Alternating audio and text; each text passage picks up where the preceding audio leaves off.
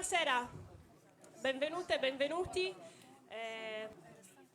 Vi do subito un dato. Questo è il 70° incontro che il candidato presidente Renato Soru fa nei territori, sta girando in lungo e largo per l'isola ormai da diversi mesi, e ultimamente questi incontri permettono anche alla coalizione sarda che lo sostiene di conoscere le persone, i rappresentanti delle organizzazioni, dei partiti a supporto del candidato presidente. Oggi presenteremo le persone, i rappresentanti delle liste a sostegno della coalizione sarda. Ricordiamo, sono 5 le liste che lo supportano. C'è Progetto Sardegna, c'è Rifondazione Comunista, c'è Liberu, c'è Vota Sardegna, che è una lista che accorpa IRS, Progress e Sardegna Chiama Sardegna, e poi c'è anche la lista che riunisce Più Europa, Azione e UPC. Come si svolgeranno i lavori questa sera? Interverrà un candidato, una candidata ciascuna delle liste, e alla fine parlerà il candidato presidente Renato Soru. Iniziamo subito. Sarà la candidata e rappresentante di Rifondazione Comunista Toni Rosa Brozzu a raccontarsi. Grazie. Avete ansia a rompere il ghiaccio? Allora, da quando è iniziata la campagna elettorale assistiamo ogni giorno, soprattutto su FB, ad attacchi contro Renato Soru, la nostra coalizione, Rifondazione Comunista, da parte di esponenti del PD. Addirittura si è anche scomodato il segretario del PD regionale, tale Comandini, che è un cognome e un programma. Ci accusano di tutto, di aver spaccato la sinistra e anche dell'eventuale vittoria di Truzzo, mica di quello che hanno combinato loro. Siamo tutti colpevoli noi. E non c'è neanche un posto, se voi andate a vedere, contro la giunta uscente, neanche uno. E non c'è un minimo di autocritica sul loro operato. Operato che ha portato noi di Rifondazione Comunista a non prendere neanche in considerazione l'idea di allearci con loro. Ci dicono anche che non sappiamo più quale sia la destra e la sinistra. Sorvolando sui 5 anni che i 5 Stelle hanno, sugli anni che i 5 Stelle hanno governato con la Lega, di quale sinistra stiamo parlando? Parlano di quella sinistra che si indigna per il saluto romano, ma non si è schifata ad incontrare i bravi ragazzi di Casa Pound in nome di un superamento degli steccati ideologici. O forse parlano di quella sinistra che ha portato in Italia Guaidó, un tizio eletto come presidente del Venezuela, portato in Italia e gli hanno fatto fare con un sacco di convegni per legittimarlo insieme ai Fratelli d'Italia contro l'eletto Maduro. Oppure magari stanno parlando della sinistra che ha romanticizzato il nazismo ucraino e chiamato eroi quelli del battaglione Azov, tanto che hanno portato anche i loro vessilli in corteo il 25 aprile. Oppure parlano di quella sinistra che è d'accordo con la Meloni per regalare 50 milioni di euro a Zelensky, mentre in Italia ci sono migliaia di famiglie che muoiono di fame, che non riescono a arrivare a fine mese. Ci sono i lavoratori che hanno gli stipendi più bassi d'Europa e gli agricoltori che sono in piazza. Caro Comandini, per comandare non basta il nome. Io me lo immagino come un uomo piccolo piccolo, perché il nome Comandini è proprio brutto. Per capire dov'è la destra e la sinistra, basterebbe andare a vedere chi, con il processo di liberalizzazione dei mercati, ha regalato all'industria energetica la fine del mercato tutelato. Processo iniziato nel 99 con Bersani, continuato con il centrodestra e portato a compimento con Conte 2.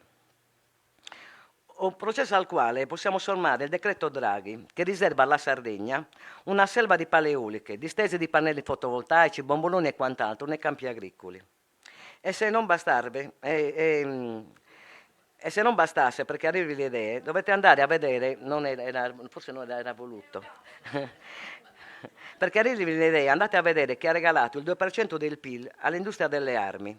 Tutti insieme appassionatamente, PD, Lega, 5 Stelle, Fratelli d'Italia, 38 miliardi di euro annui. Una sinistra che ha abbandonato i valori universali della pace e della fratellanza senza frontiere, per richiudersi acriticamente dentro confini occidentali e sulla questione ucraina come su quella palestinese, incapace di proporsi quale elemento di negoziazione di diplomazia, poiché quando si parla di guerre, di dare armi, si parla di morti innocenti. Di fronte alle guerre, chi non è coinvolto deve solo lavorare per la soluzione politica di quella guerra, non buttare benzina sul fuoco. Da 30 anni ci ripetono in continuazione che il comunismo è il male assoluto, che bisogna rinnegare il passato vergognandosene. Mettetevi il cuore in pace, i comunisti ci sono ancora, noi ci siamo e non ci vergogniamo di essere orgogliosamente comunisti. Per questo abbiamo scelto di far parte della coalizione sarda, un'alleanza politica alternativa sia allo schieramento di centrodestra che a quello, a quello del PD 5 Stelle. È un'alleanza che unisce il mondo indipendentista con una sinistra progressista. È un accordo di desistenza fondato su punti qualificanti. Il campo largo su questioni come la privatizzazione della sanità, il disinvestimento sulle politiche attive del lavoro e l'alimentazione delle guerre, non solo la pensano in maniera uguale, ma hanno amministrato in perfetta sintonia. Soru ha una visione diversa. Ha il merito di proporre con chiarezza un programma incentrato sulla difesa della cosa pubblica, sanità, istruzione, beni comuni. Renato Soru noi lo conosciamo già, abbiamo governato con lui nel 2004 e nel 2009.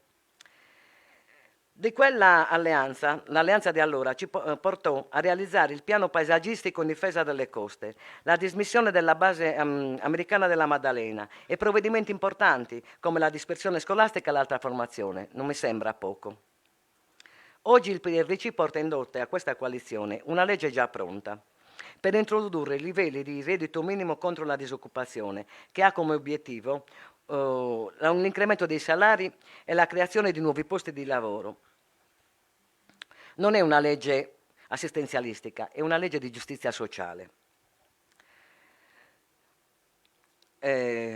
Nel programma di Coalizione Sarda c'è la proposta di un'agenzia pubblica che gestisca gli interventi in accordo con le comunità locali e che governi la produzione, la trasformazione e la distribuzione elettrica. C'è la difesa della sanità pubblica, svincolata dalle logiche del fatturato, e la difesa dei presidi locali. C'è la difesa della lingua sarda e il bisogno di autodeterminazione della nostra isola, che per storia, cultura e formazione geografica non può essere assolutamente assimilata ai territori del continente. C'è la smilitarizzazione e la bonifica delle servitù militari e la restituzione di quelle terre ai sardi. Per questo siamo con Renato Soru, perché insieme con la coalizione siamo pronti a dare sostanza agli accordi presi, garantendo la realizzazione di un programma di punti condivisi che possono cambiare il declino della Sardegna in cui è caduta in questi anni. Realizzare tutto questo potrebbe sembrare un sogno, ma come diceva il buon Ernesto Che Guevara, quando si sogna da soli rimane un sogno, quando si inizia a sognare almeno in due, da lì che inizia la realtà. Grazie. Proseguiamo con la presentazione delle candidate dei candidati del collegio di Nuoro. È il momento di Laura Berardi per Vota Sardegna.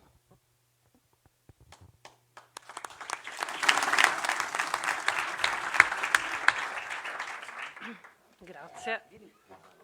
Sì. Bene, ha già fatto un preambolo completissimo la mia collega. Si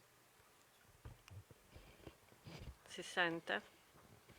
Allora, io sono candidata con Vota Sardegna, anche io leggo qualcosa perché sono emozionata, io non sono abituata a parlare a un largo pubblico.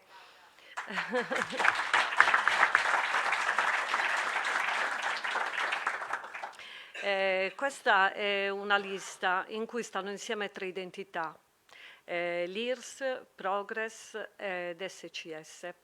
IRS e Progress sono gruppi indipendentisti, SCS diciamo che è nuova, sarebbe Sardegna chiama Sardegna, ed è un movimento diciamo, nato ad identità giovanile, anche se la rappresentante qui non è proprio giovanissima, però sì, è giovanile. 30-40 anni, sono i giovani sardi che molti di loro sono andati fuori a studiare, sono tornati e hanno deciso di voler restare in Sardegna. Quindi di rendere questa terra più accogliente, e dunque hanno dato vita a queste chiamate che per almeno 2 anni si sono tenute precedentemente a questo momento, chiamando, diciamo che era a doppio binario. Tu potevi chiamare se volevi approfondire una tematica, così come potevi partecipare alle chiamate in modo libero e interessato, diciamo, se ti interessava quell'argomento. Quindi hanno portato avanti tanti tavoli tematici che hanno toccato punti importanti come l'istruzione, l'energia, guardate il programma.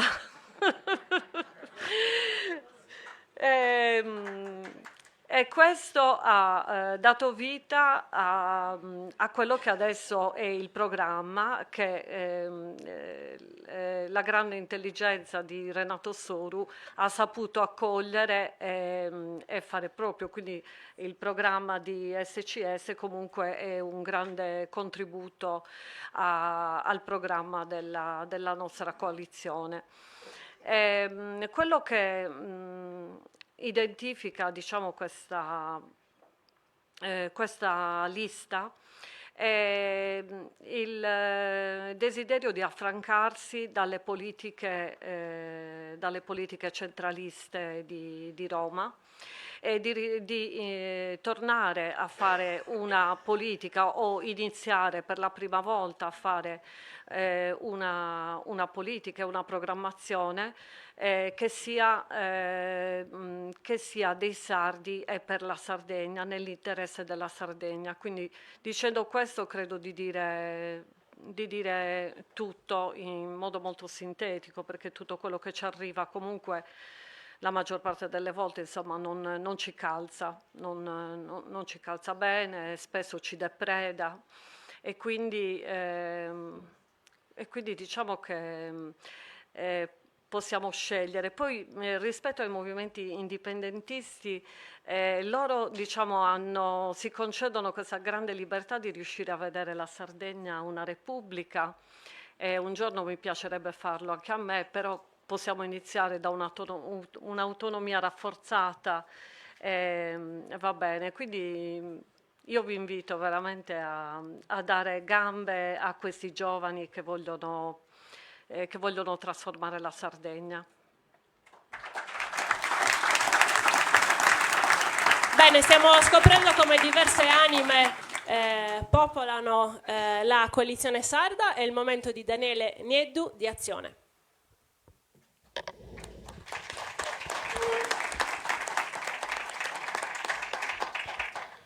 Buonasera, sono Daniele Nieddu, sono uno dei 6 candidati nella provincia di Nuoro nella lista composta da Azione, Più Europa, Unione Popolare Cristiana e Liberali Democratici Europei.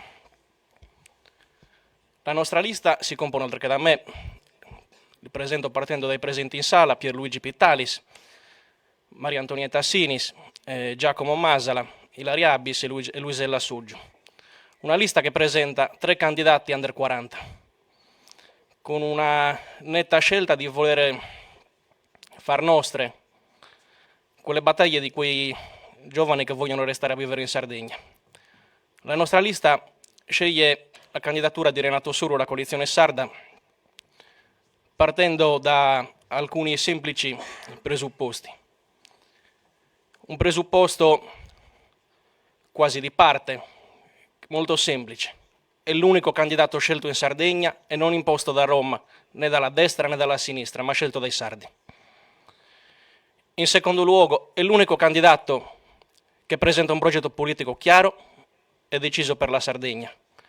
e non una spartizione di poltrone tra destra e sinistra che scelgono chi a turno deve governare gli equilibri della nostra regione, che dobbiamo avere la forza e il coraggio di invece autodeterminare, avendo anche il coraggio di ribellarci alle scelte imposte da Roma e dai governi nazionali. La nostra lista ha affrontato vari momenti di riflessione in questa campagna elettorale fino a giungere a questa scelta, che è una scelta anche di campo, è l'unica coalizione che non ha mai avuto a che fare con quelle politiche di destra che noi possiamo vedere sia da una parte nella candidatura del centrodestra di Paolo Truzzu, che dall'altra con chi fino a ieri governava con Salvini e ce lo siamo dimenticati.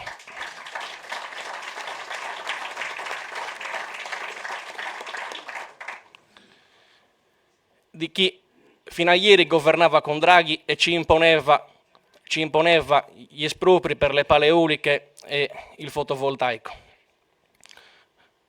Noi questo non lo vogliamo permettere, per questo scendiamo in campo al fianco di Renato Suru dentro la coalizione sarda, lo facciamo con entusiasmo, lo facciamo con determinazione, con la passione di chi è alla prima esperienza o di chi ha avuto già altre esperienze amministrative nei propri comuni, nei propri territori. Con la convinzione anche che la politica delle istituzioni anche regionali debbano riavvicinarsi ai territori, riavvicinarsi ai cittadini, alle amministrazioni comunali, per affrontare quelli che sono i veri emergenti problemi della Sardegna. La vertenza dell'energia, dei trasporti, della continuità territoriale, dello spopolamento, della continua fuga dei giovani dalla nostra regione sono le emergenze da affrontare con immediatezza, secondo noi. E le si affronta soltanto con la capacità di governarsi in Sardegna. Grazie. Si stanno quindi delineando i politica. La parola adesso è per Pierfranco De Vias di Liberù.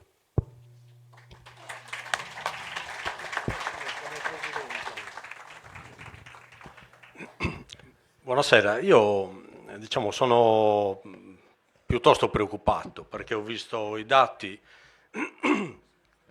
che riguardano la situazione, lo spopolamento della Sardegna e sono catastrofici. Noi sappiamo che lo spopolamento non si riesce ad arginare, l'immigrazione non si riesce ad arginare, si fanno sempre meno figli.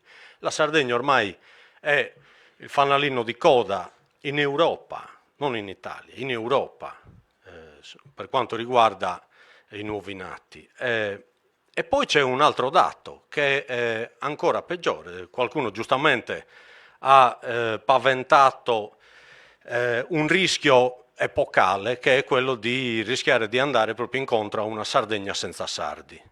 Noi stiamo andando al 2050 sapendo che, continuando di questo passo, 1/5 della nostra popolazione non sarà più in Sardegna.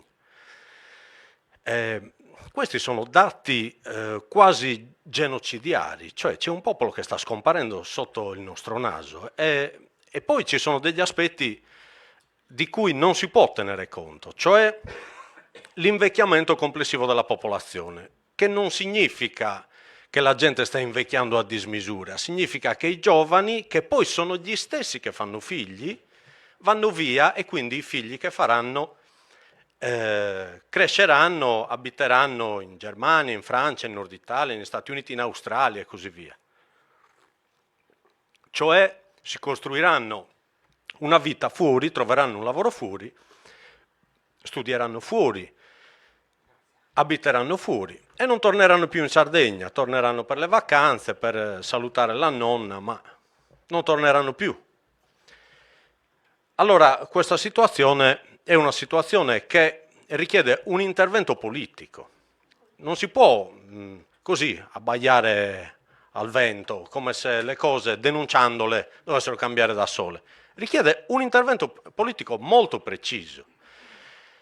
E lo diciamo da qui, da Nuoro, che è quello che tante volte si definisce il cuore della Barbagia, comunque uno dei maggiori centri delle zone interne, e che anch'esso a sua volta sta andando verso lo spopolamento.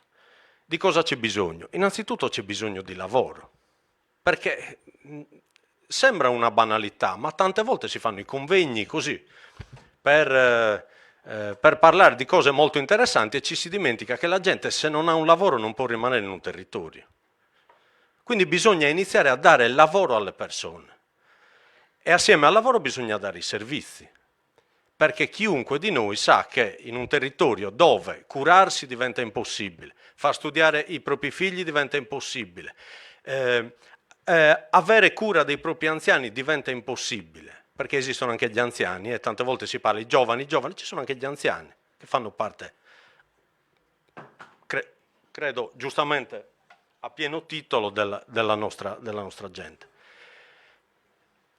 E diventa problematico tutto quello che poi è intorno ai servizi essenziali, che sono comunque essenziali del vivere bene in un territorio, come sono anche per esempio avere la possibilità di avere uno sportello bancario, di avere credito anche, perché noi viviamo anche un altro di questi paradossi. Noi sardi siamo quelli che abbiamo costruito una banca che poi è stata felicemente scippata da una banca molto più piccola con un gioco di prestigio, solo che se voi oggi siete un cittadino emiliano, la BPER vi dà velocemente un credito per qualsiasi vostro progetto. Se voi volete aprire un'azienda per, non so, produrre miele all'Ollove, preparatevi che il Banco di Sardegna vi farà passare sicuramente la voglia di fare qualcosa. Ma questo è solo uno degli aspetti, cioè quando parliamo di voler rimanere in un territorio, però ci sono anche questi aspetti, cioè di che cosa dobbiamo vivere. Allora, noi dobbiamo vivere di una situazione che deve essere, dobbiamo vivere in un territorio che deve essere adeguatamente infrastrutturato, cioè gli studenti che vanno a scuola intanto non devono trovarsi con una amministrazione della scuola che viene calata dall'alto come se si stesse parlando di quartieri metropolitani, no? Quindi la questione delle autonomie scolastiche è calcolata come se fossimo in un quartiere ad alta densità abitativa con 3, 4, 500 mila persone e far finta che lo stesso parametro possa essere spalmato in un territorio come il nostro, dove i paesi sono a distanza, tante volte a distanza anche di mezz'ora, di 3/4 d'ora, e non solo, ma non parlo solo della distanza, parlo anche di quale tipo di distanza, cioè strade vecchie, strade anche pericolose, strade che in alcuni periodi dell'anno sarebbe consigliabile non trafficare, e trafficarle per giunta con pullman che tante volte non sono adeguati al servizio che dovrebbero dare al cittadino, e dove i ragazzini vanno a sgomitare per cercare di trovare un loro posto e non viaggiare in piedi. Ecco, questa è diciamo, l'impostazione che viene data al vivere delle zone interne e nelle quali si pretende che i cittadini debbano vivere. Cioè si chiede in qualche modo alla gente: accontentatevi di vivere male perché a voi piace molto vivere nelle vostre zone. Beh, non credo che sia una prospettiva questa. La prospettiva è che quando io vado a comprare una macchina, la macchina me la vendono allo stesso prezzo che si paga a Milano. Quando io vado a pagare le tasse, le pago uguale allo stesso modo delle tasse che pago a Roma. Solo che io ho molti meno servizi, se mi ammalo rischio di morire molto più facilmente, se cerco di mandare i figli a studiare, i figli avranno molte più difficoltà nello studio, e così via, con tutta una serie di difficoltà che noi conosciamo. Cioè c'è uno scompenso fra i cittadini che si pretende di presentare come uguali e noi siamo i cittadini di serie B, e quindi quando non siamo più contenti di essere di serie B facciamo la valigia e ce ne andiamo. Ecco, dobbiamo sgridare quelli che se ne vanno oppure dobbiamo trasformare questi cittadini in cittadini di serie A? È molto semplice il discorso. Adesso io penso che per fare questo lavoro noi abbiamo necessità di sederci intorno fra sardi, guardarci fra di noi e decidere che cosa vogliamo fare. Cioè noi ci siamo resi conto, indipendentisti, non indipendentisti, più autonomisti, meno autonomisti, tutto sommato ci siamo resi conto che autogovernarci ci conviene. Costruire delle leggi utili per noi ci conviene, perché le leggi che gli altri fanno per noi non sono adeguate a noi. Non possiamo pensare a un'infrastrutturazione di un territorio, noi che abbiamo permesso la rivoluzione industriale del nord Italia col taglio dei nostri alberi, per le traversine, delle ferrovie, col carbone per mandare avanti le locomotive degli altri, noi siamo senza treni. Noi non possiamo pensare di sviluppare un territorio, non possiamo pensare di sviluppare una zona industriale come Prato Sardo dicendo vabbè tu non hai il treno, ma cosa conta? Le altre zone industriali ce l'hanno e questo serve anche per il trasporto merci, serve anche per essere competitivo. Noi invece abbiamo una difficoltà dietro l'altra. Non è possibile ragionare di uno sviluppo in questo modo, non è possibile arginare lo spopolamento in questo modo ed è possibile invece riuscire a fermare queste cose, come dicevo, costruendo le leggi che dobbiamo fare per noi. Però bisogna stare attenti perché ci sono dei momenti in cui noi possiamo decidere e abbiamo la possibilità di influire sul nostro destino e altri momenti che purtroppo durano 5 anni in cui urliamo contro la televisione, malediciamo, auguriamo qualsiasi cosa, però non hanno effetto questi sfoghi di rabbia. Lo sfogo di rabbia deve essere incanalato in maniera fredda, cosciente, politicamente organizzata e diventare un voto. Noi stiamo lottando perché crediamo che sia giusto informare tutti i sardi non solo dei nostri progetti, ma anche di quello che sta succedendo intorno.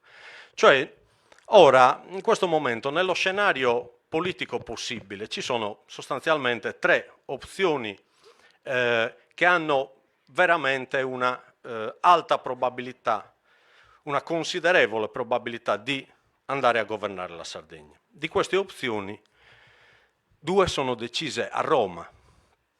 Di queste opzioni, le 2 decise a Roma sono dei punti di riferimento di interessi che sono estranei alla Sardegna. Quando parliamo, per esempio, ne parlo perché è necessario affrontare l'argomento, perché qua stiamo parlando di quello che è l'oro del futuro, cioè la produzione energetica. Davanti a una crisi della produzione industriale, davanti a una crisi del capitalismo europeo, davanti ai rischi di incredibili danni causati da un blackout in zone altamente industrializzate, c'è necessità di assicurare una produzione energetica importante. Ci sono anche degli aspetti che noi condividiamo da questo punto di vista, che ci dicono che d'ora in poi bisogna iniziare a produrre energia dal punto di vista ecologico, rispettoso dell'ambiente, e qua ne possiamo parlare. Non ci stiamo a diventare la colonia energetica del capitalismo italiano.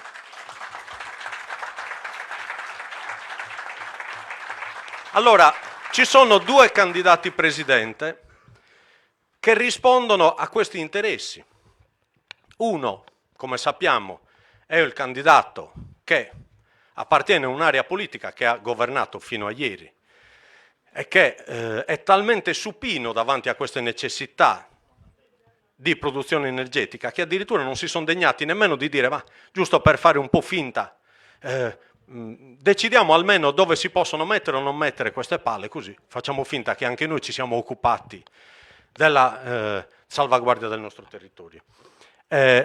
L'altra è semplicemente una che ha collaborato con un governo che ha organizzato il potenziamento di questa produzione energetica e il potenziamento di una rete che è un guinzaglio sottomarino e un cavo che serve per portare via questa energia elettrica e portarla in Italia. Cioè noi dobbiamo produrre, che così hanno preparato tutto per portarlo via. Benissimo, questi 2 rappresentanti, a nostro parere, non possono servire gli interessi del popolo sardo. L'unico che può servire gli interessi del popolo sardo è chi è stato scelto da sardi in Sardegna, cioè Renato Sur. Io credo, e concludo, che non possiamo permetterci di...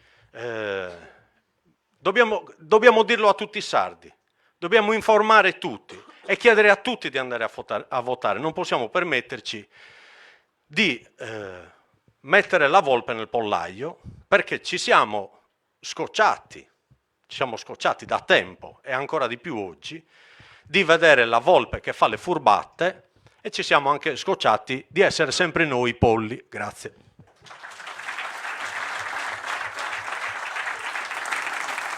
La parola adesso è per Andrea Soddu, sindaco di Nuoro e di Progetto Sardegna.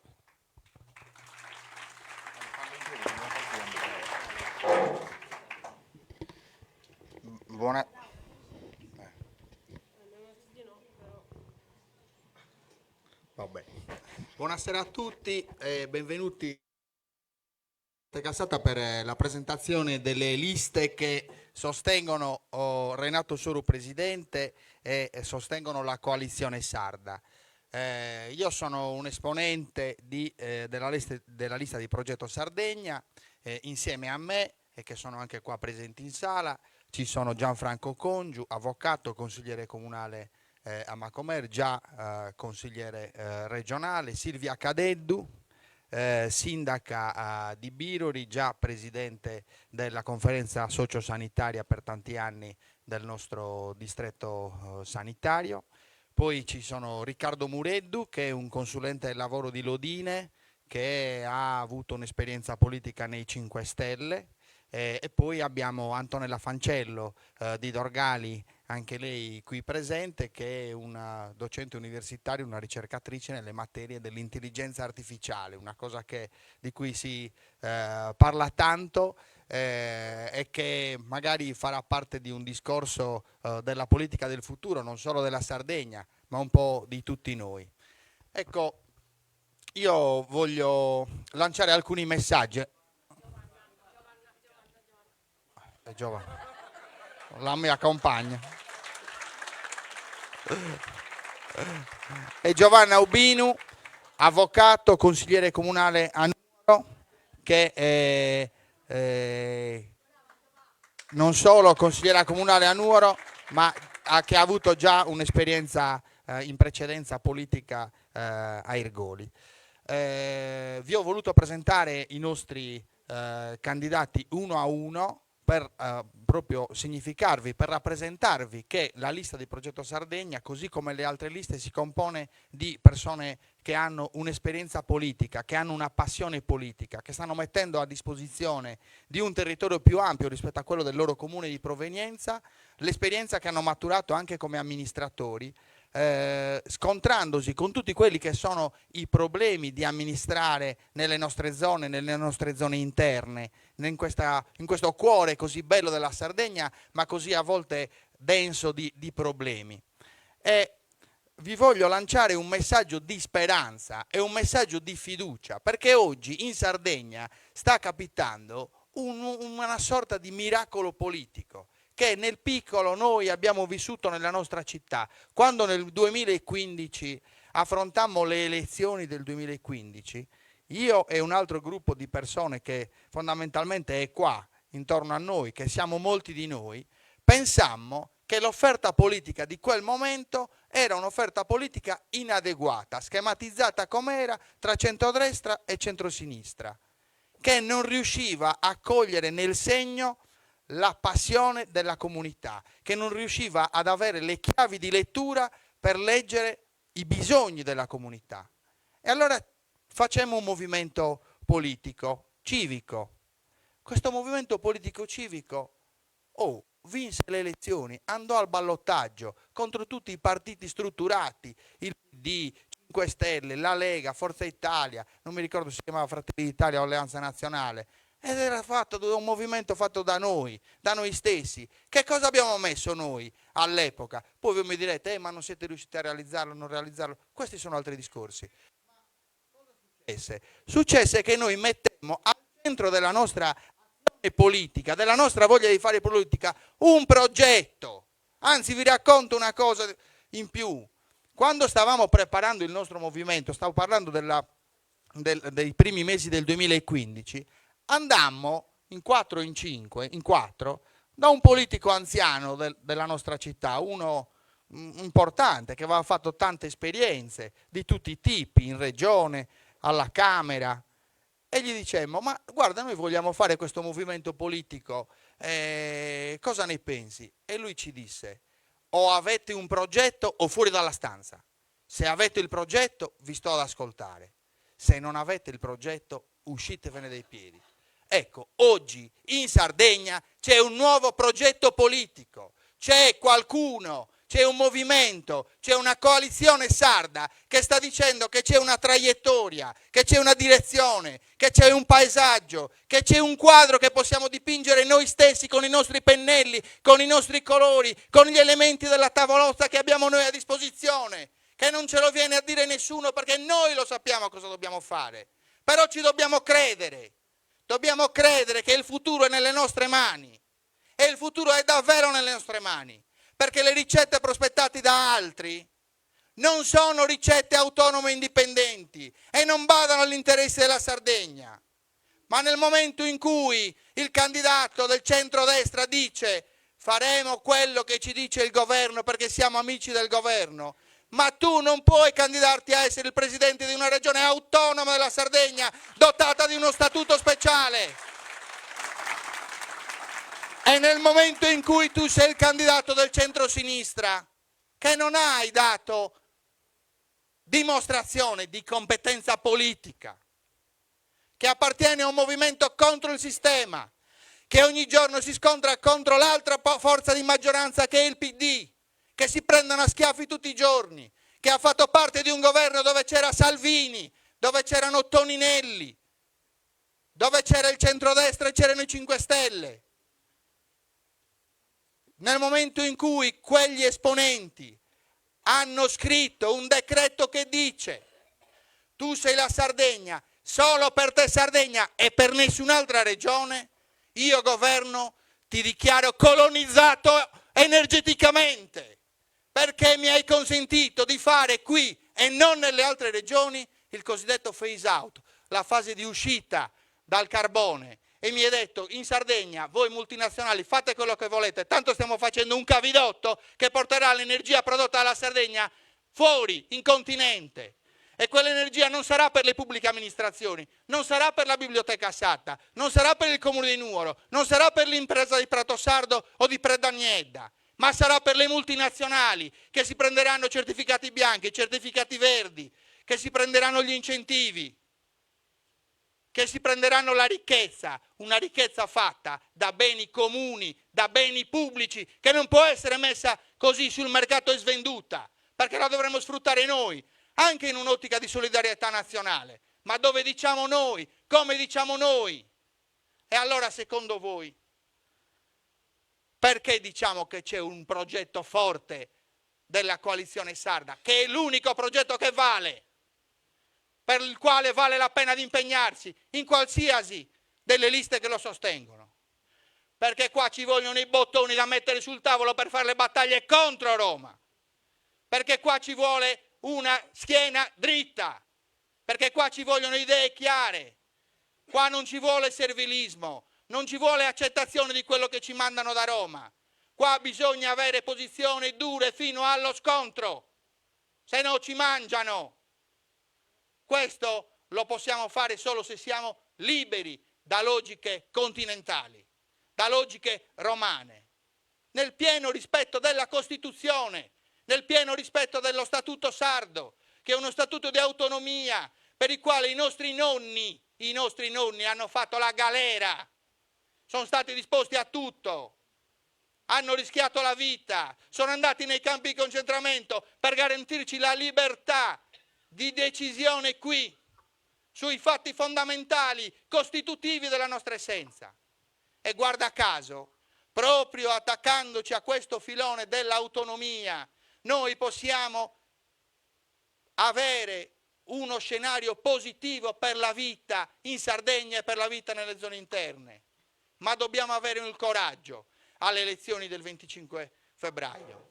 Il coraggio è quello di dire che noi siamo la coalizione vincente e che nella duplicità dello schema, nel dualismo dello schema, centrodestra e centrosinistra, i sardi questa volta devono votare la coalizione sarda, perché è l'unica che gli dà queste garanzie. Ora, vi sembrerà strano, ma guardate che noi le cose le realizziamo solo se le sogniamo e solo se osiamo. Molti di noi conoscono casi di padri di famiglia, operai, braccianti agricoli che hanno mandato i figli a studiare fuori, che li hanno mandati a Londra a studiare. Poi gli chiedi, ma come hai fatto? Non lo so come ho fatto. Ero bracciante agricolo, mio figlio l'ho fatto studiare a Londra. Non so manco cosa ha studiato, però a Londra oggi è professore universitario. Perché l'hanno fatto? Perché ci hanno creduto, perché ci hanno messo il cuore, perché hanno fatto rinunce, perché hanno avuto visione, perché hanno avuto coraggio, hanno avuto determinazione, hanno avuto perseveranza. Senza questi elementi la vita non serve a niente. Non è una vita che contraddistingue l'impegno, è l'impegno che deve contraddistinguere la nostra vita. E allora noi abbiamo un grande esempio qua, nella nostra città. Abbiamo il più grande esempio forse della Sardegna, di cosa vuol dire essere determinati, di cosa vuol dire crederci, di cosa vuol dire avere visione, di cosa vuol dire avere un sogno che poi si realizza perché ci ho creduto. Questo grande esempio è una donna piccola. È una donna piccola così, che aveva la quarta elementare, però aveva un sogno. Era autodidatta. La quarta elementare l'aveva ripetuta. E abitava in un'epoca in cui la donna non poteva fare niente di diverso che fare il pane, fare l'uncinetto, fare a maglia, andare in campagna a lavorare. Ma certo non poteva studiare. E certo non poteva scrivere. Perché era eversivo scrivere nel 1800 per una donna. Ma lei se l'è messo in testa e quando aveva 13 anni ha pensato che avrebbe dovuto dare un contributo alla Sardegna e dare della Sardegna un'immagine letteraria nel mondo. E la mamma non voleva, le zie non volevano, un fratello non voleva, il vicinato non voleva, ma lei aveva la passione. E allora ha lottato contro tutti e contro tutto. Ha superato qualsiasi tipo di ostacolo. Qualsiasi tipo di ostacolo.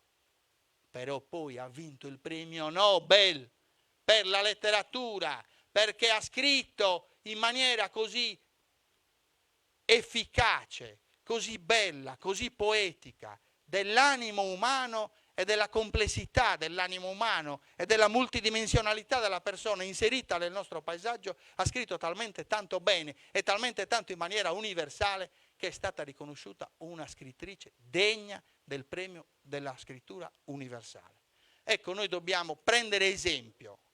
Per fare la nostra rivoluzione dobbiamo prendere esempio proprio da lei, da Grazia e da tutti coloro che nel loro piccolo, che siano artigiani, che siano imprenditori, che siano studenti, che siano cantanti, che siano artisti, hanno pensato di avere un talento e di metterlo a frutto.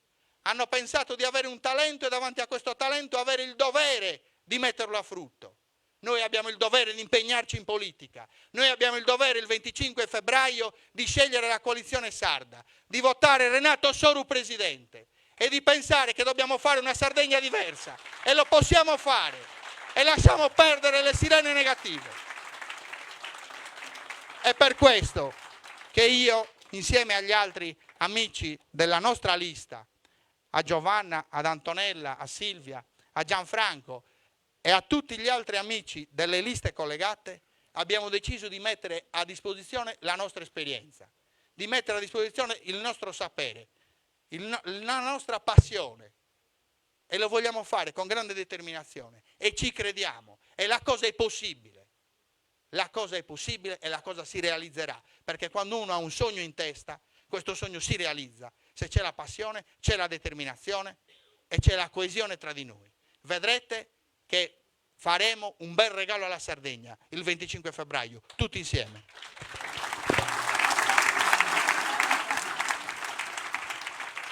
Di rivoluzione gentile adesso parlerà senz'altro il candidato presidente Renato Soru.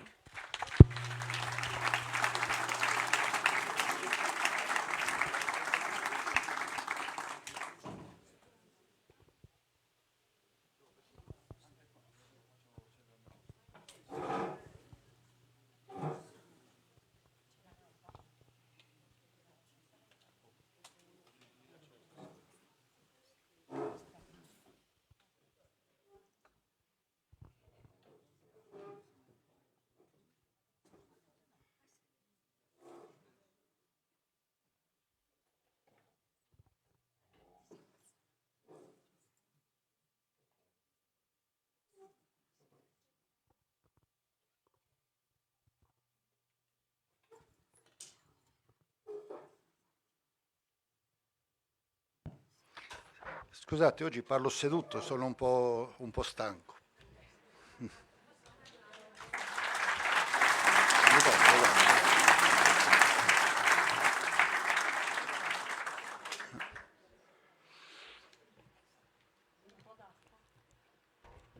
In effetti oggi abbiamo fatto di tutto. Siamo finiti a 200 metri sottoterra, lì a Sosenatus.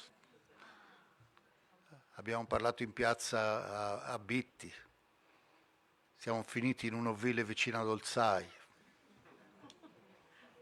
dove c'erano tanti bellissimi allevatori che si sono radunati per parlare del loro settore, sempre attuale, sempre interessantissimo. E hanno onorato i doveri dell'ospitalità, insomma. E poi siamo stati a Oliena e ora qui.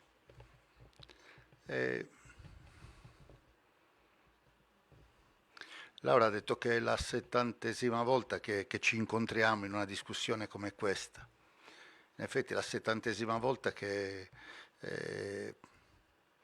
abbiamo provato a discutere su tanti temi, questioni di merito, temi specifici. L'abbiamo fatto con le persone presenti e anche con le persone a casa.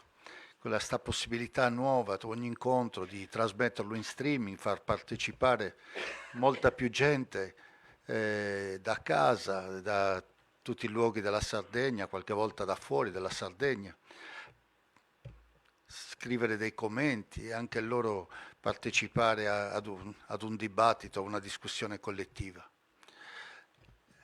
Ormai sono appunto oltre 70 incontri. Abbiamo esaurito più o meno tutti gli argomenti che fanno parte della nostra idea di Sardegna e del nostro programma di coalizione. Su qualcun altro avremmo voluto soffermarci e non sono più sicuro che ci sarà il tempo. Adesso è il tempo della corsa finale, l'ultimo momento di questa campagna elettorale, che per alcuni è stata brevissima. In effetti Truzzo è stato candidato 10 giorni fa, forse non so quanto. Non so che cosa farà a tempo a dire alla Sardegna, ma forse non ha nemmeno tante cose da dire.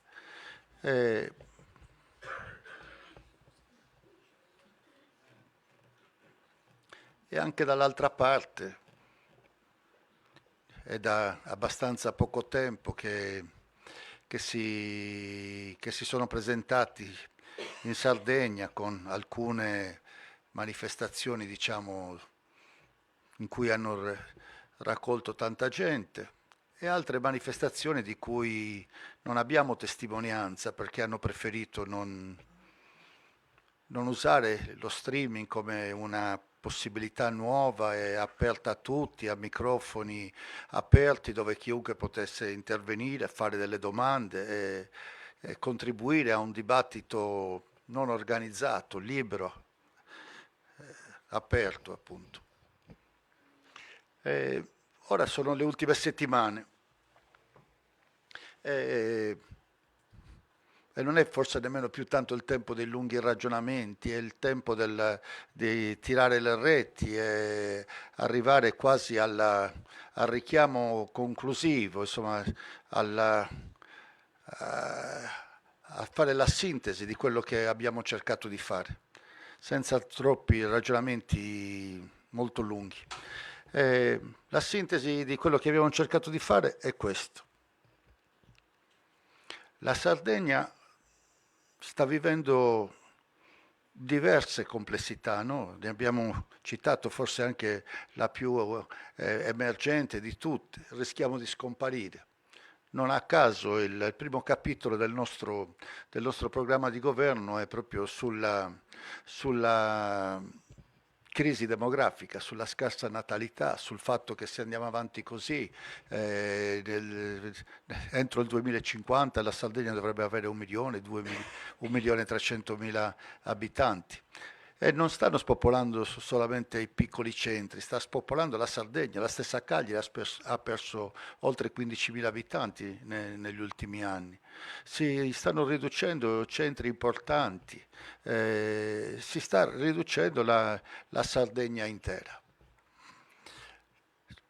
Oltre a questo problema abbiamo problemi nella nostra vita di tutti i giorni, non siamo stati capaci di gestire la sanità, non siamo stati capaci di gestire i nostri trasporti, la scuola si sta ritirando dai paesi, il lavoro manca e quando c'è comunque precario, mal retribuito, gli agricoltori sono in piazza, bloccano il porto di Cagliari.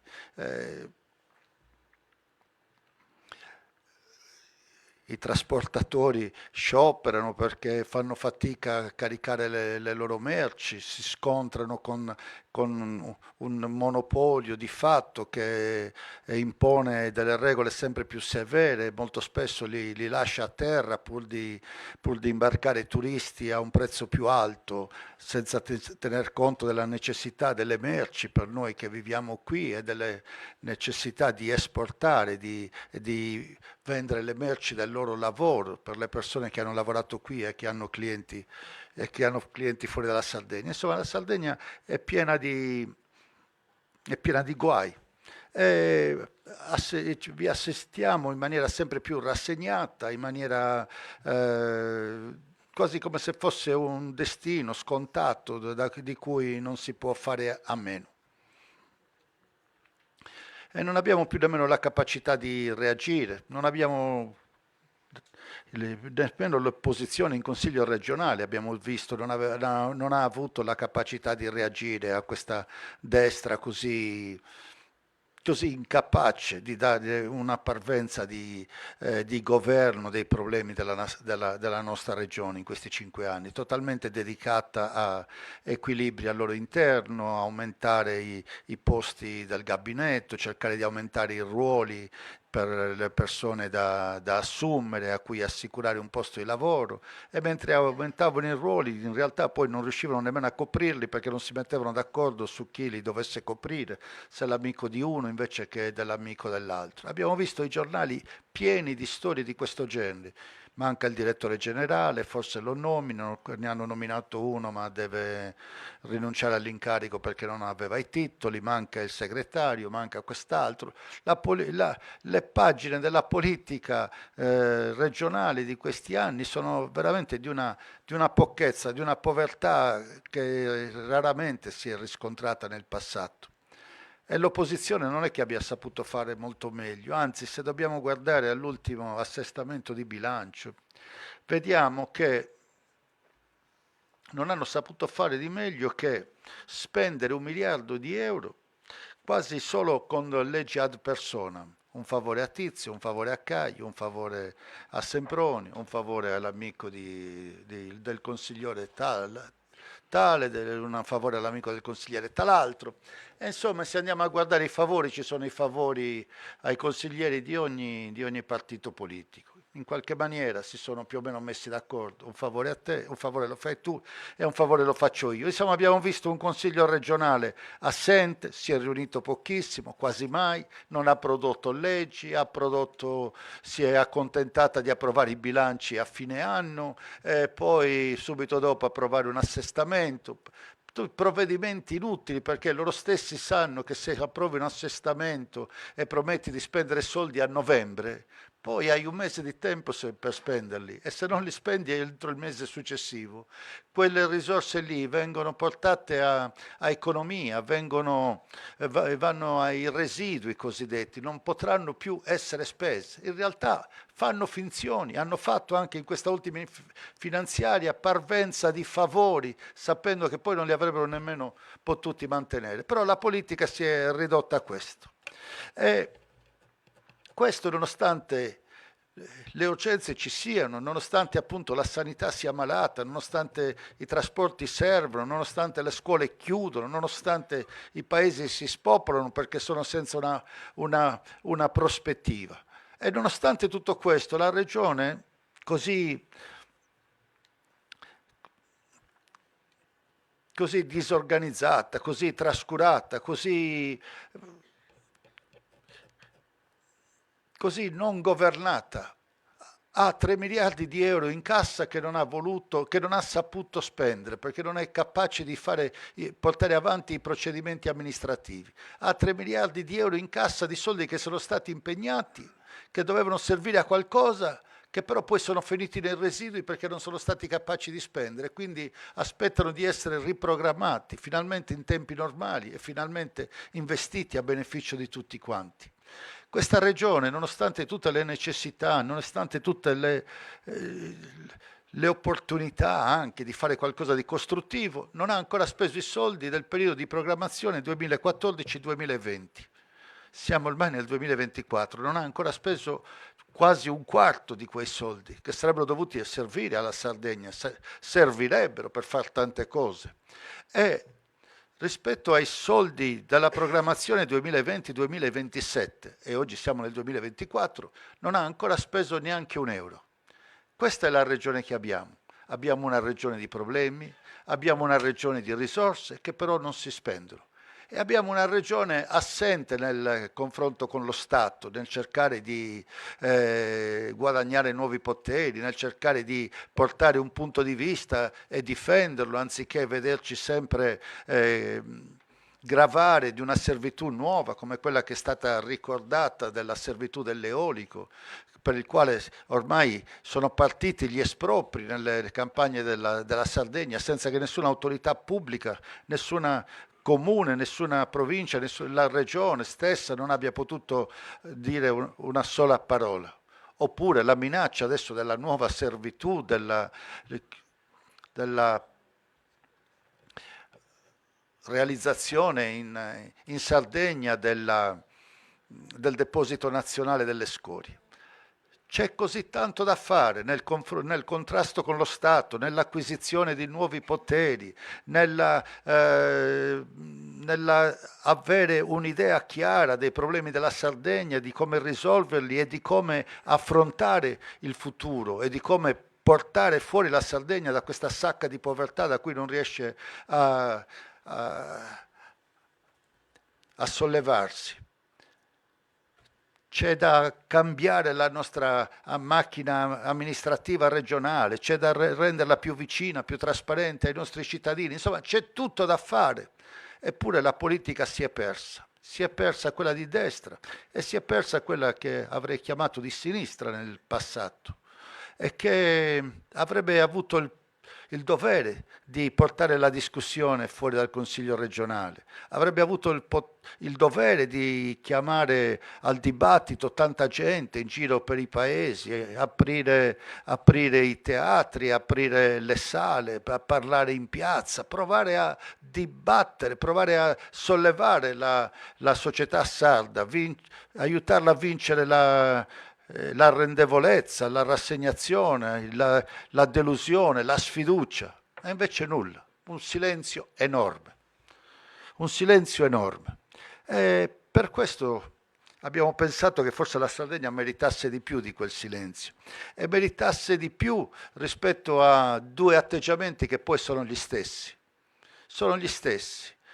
Sembrano diversi, ma è lo stesso atteggiamento, succube della politica romana, senza un pensiero per la Sardegna, senza un amore e passione a voler davvero cambiare le cose per l'intera comunità, interessati semplicemente a fare un gioco sulle poltrone. Oggi ci sei tu, domani ci sarò io. Cambiano le facce, cambiano le persone, ma non cambiano le politiche, non cambiano le cose sostanzialmente. Questa è la Sardegna di oggi, una politica indirizzata da Roma con delle modalità ormai bloccate dentro partiti bloccati, partiti ormai ingessati, partiti pietrificati, governati da gruppi dirigenti inamovibili, che pensano solamente a perpetuare se stessi e non a mobilitare la società sarda e a mettere in campo un progetto di trasformazione, di cambiamento della nostra società. Rispetto a questo blocco culturale, politico, rispetto a questo nulla dell'offerta politica, abbiamo cercato di fare un passo diverso, di ripercorrere le sale, le piazze, i luoghi della Sardegna, ma in discorsi, in dibattiti veri, non in un saluto al bar, in dibattiti veri che si sono protratti per ore, che hanno lasciato tracce nei video di tutte queste discussioni, che hanno lasciato tracce di commenti, di email e di tanti documenti. E siamo stati capaci di risvegliare finalmente un po' di attenzione. E c'è una novità in campo. Mettere da parte le abitudini del passato e immaginare una possibilità nuova, un nuovo civismo, anche quando è animato da partiti che pure esistono da tempo, da movimenti che pure esistono da tempo, che si rifanno anche a tradizioni nobili del passato, ma di fatto fuori dalle abitudini dei partiti di destra e di sinistra che stanno governando in questo momento, fuori dalle abitudini di gruppi dirigenti ormai abituati semplicemente ai loro equilibri interni. Abbiamo portato un civismo nuovo, un civismo sardo, la volontà di costruire una proposta politica pensata in Sardegna, che ha testa, cuore, energie e gambe in Sardegna, e che fa tutto questo solamente avendo a cuore il futuro della Sardegna. Per cui oggi io direi che ci sono due proposte in campo, non ce ne sono nemmeno tre, ce ne sono due. Una tradizionale dei partiti romani e una nuova della politica sarda.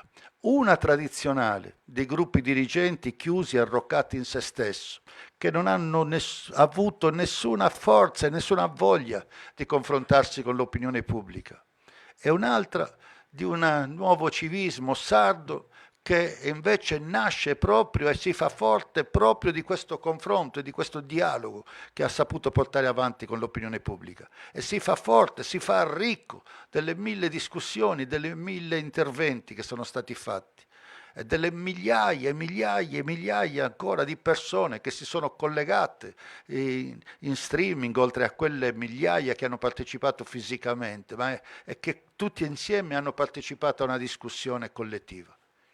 E da questa discussione che cosa è emerso?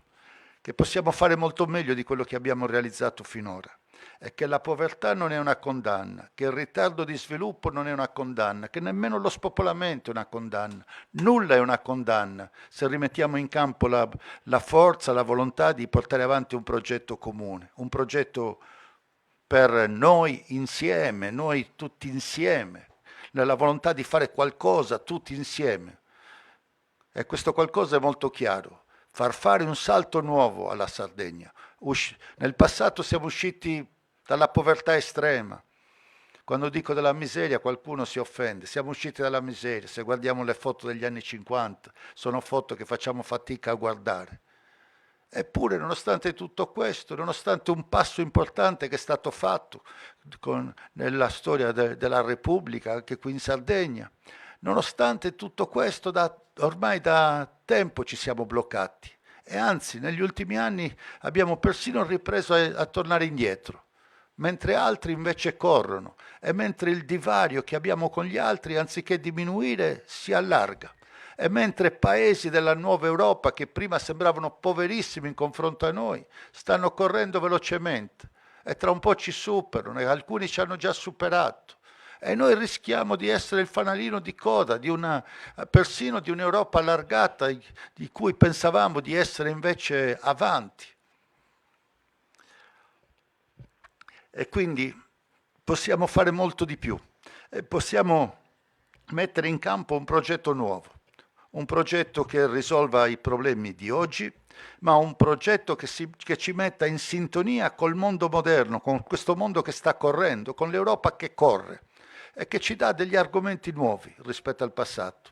Ci dice: non aspettate le partecipazioni statali, non aspettate un'altra Ottana, un'altra Porto Torres, non aspettate un altro piano della grande industria presentato da Roma, non aspettate grandi stravolgimenti da pensieri esterni, capitali esterni, tecnologie esterne.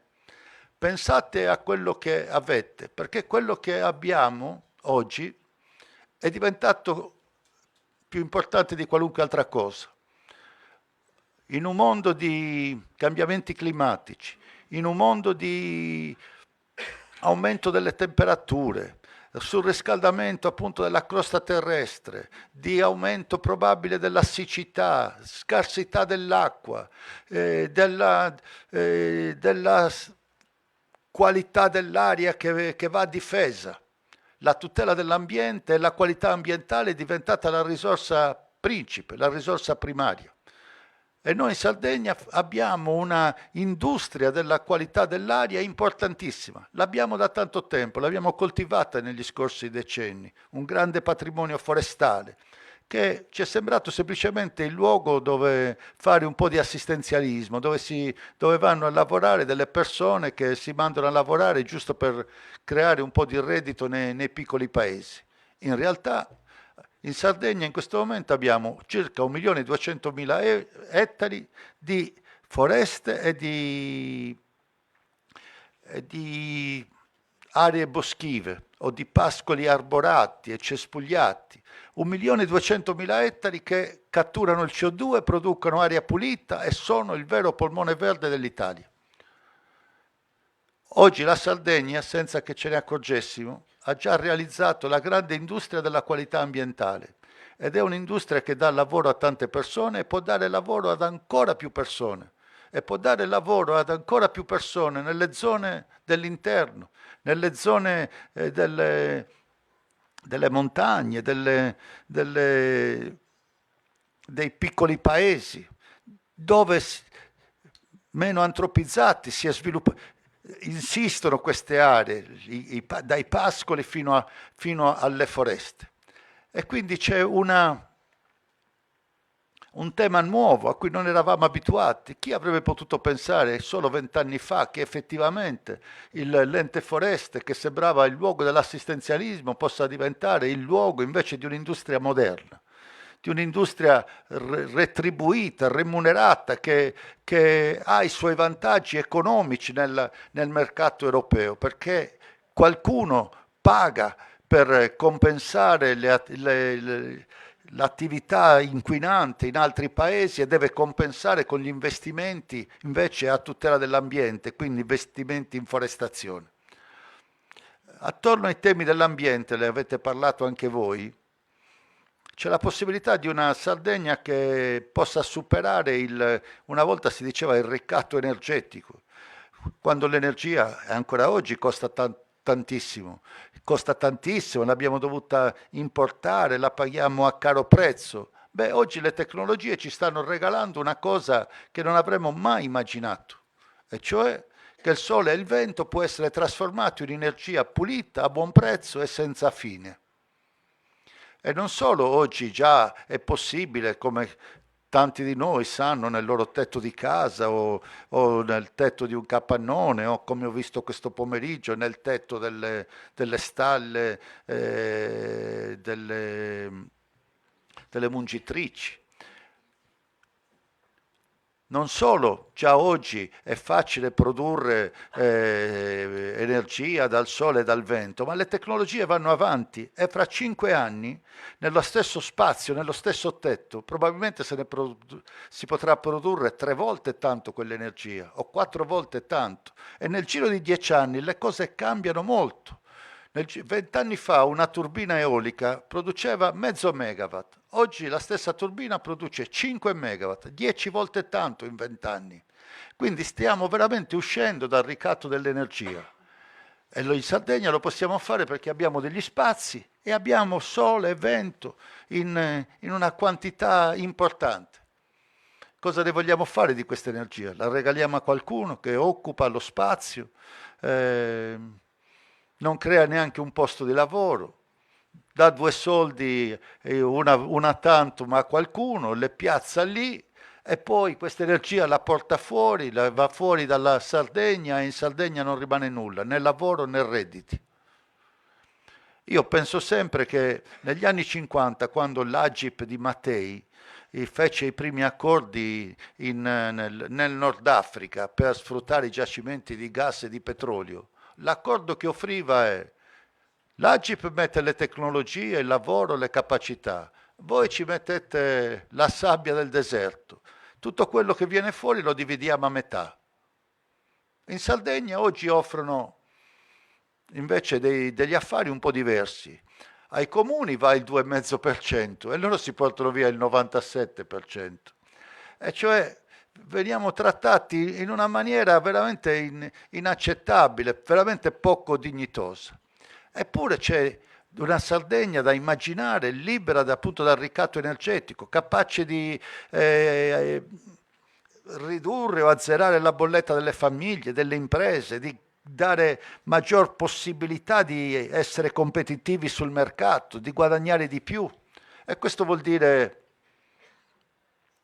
di poterlo fare anche nei paesi dell'interno. Nei paesi dell'interno stanno mettendo il fotovoltaico, vogliono mettere l'eolico, però nei paesi dell'interno l'energia continuerà a costare uguale, mentre invece sarebbe più facile renderli competitivi e vivibili se proprio nei paesi dell'interno l'energia costasse niente, se tutte le famiglie avessero l'energia gratuita, come succede nei paesi arabi, se appunto le imprese artigiane fossero più competitive. Nei paesi dell'interno, l'avete detto, è più facile vivere se c'è il lavoro. Innanzitutto se c'è il lavoro. Il lavoro più naturale nei paesi dell'interno non sarà quello di aprire nuove strade per raggiungere facilmente Ottana e diventare tutti operai. Questo non succederà più. Però può succedere che si riesca a immaginare, a realizzare una agricoltura che è capace di dare un reddito buono, per il quale i giovani rimangono, non vanno via. C'è il trasferimento da una generazione all'altra delle imprese agricole, dell'allevamento. E oggi ci sono 2 possibilità in più rispetto al passato. Avere anche per le imprese agricole reddito perché catturano l'anidride carbonica, farà parte della nuova multifunzionalità in agricoltura, e avere un reddito aggiuntivo perché magari proprio gli agricoltori possono essere aiutati a realizzare impianti di energia rinnovabile e guadagnare anche dall'energia rinnovabile.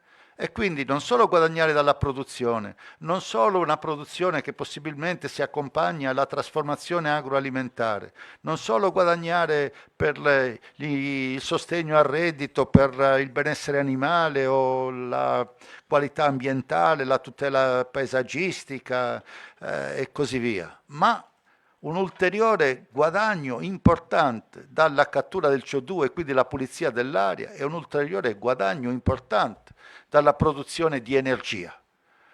Proprio loro, perché così possono stare in campagna, perché così possono continuare a lavorare in agricoltura, perché se loro lavorano in agricoltura i paesi resteranno vivi, se loro lavorano in agricoltura non ci sarà spopolamento, se loro continuano a lavorare i giovani rimarranno e lavoreranno anch'essi, magari non facendo più i lavori pesanti del padre, magari non accontentandosi più di fare una parte, ma facendo anche quella investe, anzi ci chiede di investire 1/3 dei soldi che ci mette a disposizione nella trasformazione digitale. Nel mondo digitale, con la fibra ottica in ogni casa di ogni paese, nel mondo digitale non ci sono periferie, non ci sono distanze. Oliena o BT possono avere accesso ai servizi in rete, né più né meno che negli altri paesi. Abbiamo sentito poco fa la testimonianza di un ragazzo nuorese che lavora a Londra, ha lo stipendio a Londra, ma passa una buona parte del suo tempo qui a Nuoro, a casa sua a Nuoro, perché lavora da remoto, perché lavora online e perché le aziende moderne oggi sempre di più accettano il lavoro anche, anzi, per risparmiare i soldi dell'ufficio e comunque per migliorare anche la qualità della vita aziendale, per essere capaci di attrarre talenti anche da lontano, li fanno lavorare da casa loro, accettano che lavorino anche a migliaia di chilometri. Mio genero ha il suo capo che lavora in Vietnam. Il capo di mio genero è in Vietnam, ogni giorno si sentono, si parlano in videoconferenza, gli mandano lo stipendio, si incontrano una volta all'anno quando fanno dei meeting e così via. Quindi con la transizione digitale vuol dire che anche nei nostri paesi qualcuno può lavorare a Londra vivendo a Nuoro. E se non vive a Nuoro tutto l'anno, magari ci vive una parte e vanno e vengono, li chiamano nomadi digitali. Un po' vivono a Milano, un po' vivono a casa e un po' magari vivono anche, se qualcuno ha una casa o affitta la casa a San Teodoro, perché magari d'inverno gli piace di stare davanti al mare mentre lavorano. E significa quindi vivere in un paese con una possibilità nuova di lavorare, con la possibilità di accedere ai servizi pubblici, di accedere alla sanità pubblica più facilmente, di avere una sanità più vicina con la telemedicina e significa anche che molti lavori potranno arrivare nel paese. Molti lavori della transizione digitale, della digitalizzazione degli archivi, digitalizzazione dei beni culturali, digitalizzazione, imputazione di tanti dati che devono essere digitalizzati in maniera da essere utilizzati, potranno essere fatti nei paesi, non devono essere fatti necessariamente a Cagliari, anzi, e quindi ci sarà lavoro che arriva nei paesi. Ma se questa è la verità, si arriva al lavoro con la transizione digitale, si arriva al lavoro con la transizione verde, se il mondo digitale ci rende più vicini ai grandi centri, se siamo capaci di portare una bella sanità territoriale vicino alle famiglie e vicino ai pazienti, se siamo soprattutto di costruire un sistema scolastico regionale totalmente diverso rispetto a quello attuale, è bellissimo, per cui nei paesi ci sia una scuola bella, aperta tutto il giorno, accogliente la mattina fino alla sera, che a questi ragazzi li prenda al mattino e ne abbia cura, gli dà un pranzo, gli fa giocare o gli fa fare un po' di socializzazione, di ricreazione, di socializzazione tra di loro, socializzare a scuola anziché socializzare al bar davanti a una birretta, socializzare a scuola magari poi davanti a un insegnante che ti aiuta a imparare meglio come utilizzare gli strumenti digitali, come fare un video, fare musica, fare lezioni di inglese o fare lezioni di storia della Sardegna. Avere una scuola aperta tutto il giorno, che sia capace di interessare i ragazzi, fargliela piacere, fargliela sentire utile. Beh, allora i nostri paesi iniziano a cambiare. C'è lavoro, ci sono i servizi, c'è una bella qualità ambientale, ci sono i sistemi di trasporto pubblico locale facilmente accessibili, moderni, anche questi con le moderne tecnologie che possono funzionare a chiamata, posso sapere dove sono, quando sta arrivando, lo posso sollecitare perché siamo in 3 ad averne bisogno e non c'è bisogno che mi mandi un pullman di 80 posti, eccetera, eccetera. Beh, allora i nostri paesi possono diventare un posto dove è facile vivere, dove è persino bello vivere. Qualcuno le chiama le città dell'ambiente o le città diffuse nel territorio. Noi abbiamo nel nostro progetto come ambizione numero 1, come sogno numero 1, come grande opera pubblica, la più importante che vogliamo realizzare, il sistema dell'istruzione in Sardegna. Vogliamo realizzare in 20 anni una situazione totalmente diversa, una situazione in cui anziché avere il 45%, il 40-45% di ragazzi diplomati entro i 34 anni, averne almeno l'85-90% e gli altri essere sicuri che abbiano imparato un mestiere utile, l'abbiano imparato bene, usando anche gli strumenti di oggi, non come nel passato. Una situazione in cui anziché avere solamente il 20% dei ragazzi sotto i 34 anni che si sono laureati, avere come in Europa il 50%. Se fra 20 anni saremo stati capaci di cambiare la Sardegna in questo modo, 50% di laureati, 85% di diplomati, la Sardegna, anche se avrà le stesse strade, gli stessi aeroporti, gli stessi lampioni, sarà totalmente diversa. Sarà più ricca, sarà più consapevole, avrà maggiormente coscienza di se stessa, avrà delle ambizioni maggiori, sarà capace di creare lei stessa nuovi e migliori posti di lavoro, sarà capace di creare posti di lavoro che nessuno si riporterà via, come quando ce li hanno dati e se li sono subito ripresi. Sarà capace di creare imprese che vivono del talento delle persone, del loro sapere, delle loro fantasia, delle creatività, e che continuerà a vivere di quel talento lì e nessuno glielo potrà portare via. O vivrà dei beni culturali che saremo stati capaci di digitalizzare, di mostrare in maniera nuova, di diffondere nel mondo con le tecnologie di oggi, il metaverso, i gemelli digitali, tutte queste cose che i ragazzini già stanno usando per giocare e che invece potranno usare per promuovere i nostri beni culturali, per creare lavoro, per diffondere il valore della Sardegna, attirare turisti tutto l'anno. Potremmo vivere di questo, della nostra cultura, del nostro ambiente, della nostra agricoltura, delle nostre foreste, della nostra energia, della nostra creatività, della nostra cultura, del nostro saper fare impresa, saper creare lavoro, organizzare lavoro e saper lavorare per i lavori di oggi, i lavori per il quale anche non dobbiamo nemmeno pagare il traghetto che si muove in maniera così come le tante cose che compriamo digitalmente, qualche volta neanche ce ne accorgiamo e i soldi sono già partiti se andiamo su Amazon o a ordinare una pizza o cose di questo genere. Quindi quello che stiamo cercando di dire è: da una parte c'è un'offerta politica tradizionale, di partiti tradizionali, per continuare a tenere questa Sardegna nella tradizione di essere più povera, più distante e più rassegnata.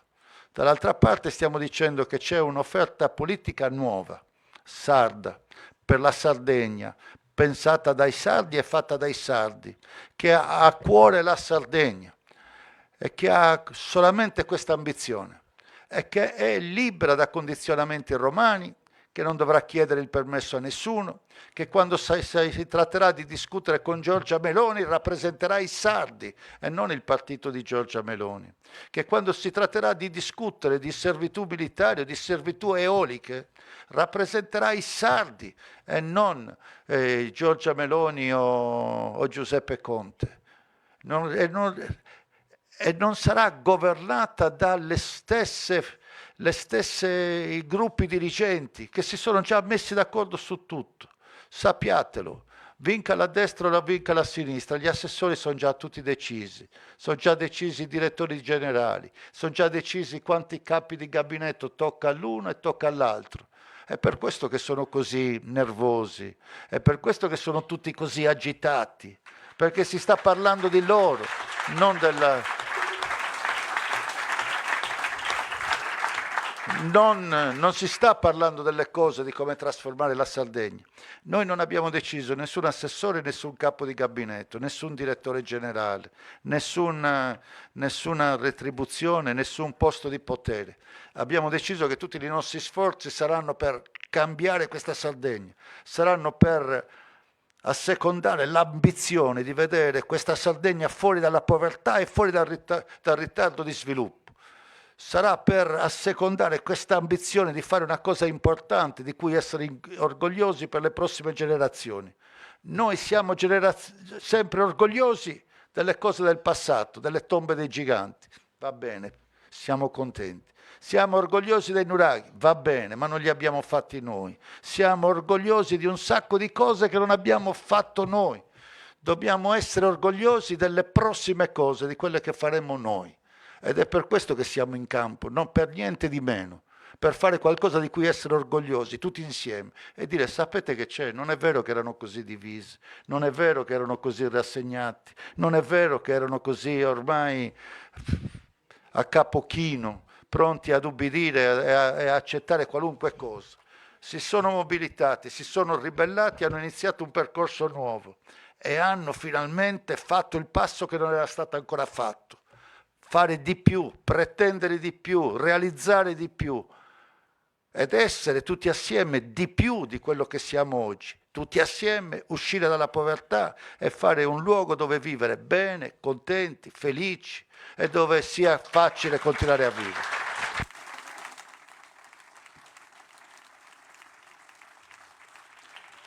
Grazie per aver partecipato.